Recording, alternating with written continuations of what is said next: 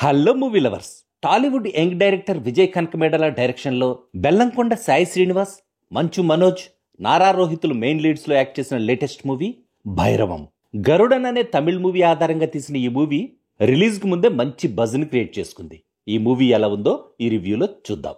ఇదొక rustic action drama. 2 hours 35 minutes duration ఉంది movie. మీరు మీ ఫ్యామిలీతో కలిసి చూడకపోవడమే బెటర్ అని నా పర్సనల్ ఒపీనియన్. కథ ముందుకెళ్లడానికి కాస్త ఎక్కువ టైం తీసుకోవడంతో పర్లేదనిపించేలా మొదలైన ఫస్ట్ హాఫ్ అసలు కథ స్టార్ట్ అయిన దగ్గర నుంచి మాత్రం బాగుంది.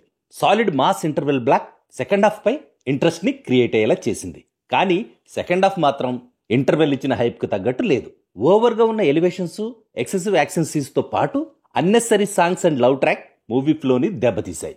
ఓవరాల్ గా నాకొక డీసెంట్ రస్టిక్ యాక్షన్ డ్రామాను చూసిన ఫీలింగ్ వచ్చింది. సీనుగా బెల్లంకొండ సాయి శ్రీనివాస్, గజపతి వర్మగా మంచు మనోజ్, వరదగా నారా రోహితులు తమ తమ క్యారెక్టర్స్ లో వండర్ఫుల్ గా పెర్ఫామ్ చేశారు.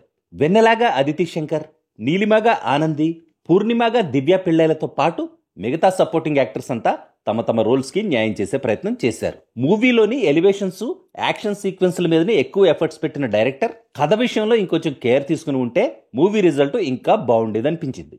Hari K Vedantam cinematography, Sricharan Pakala background music మూవీకి తగ్గట్టున్నాయి. ఫైనల్ గా చెప్పాలంటే ఇదొక decent action entertainer. Theatrical experience కావాలనుకుంటే watch it in theatres. Otherwise wait for its OTT release. That's all in this review friends. మళ్ళీ నెక్స్ట్ రివ్యూలో కలుసుకుందాం. Thank you for watching.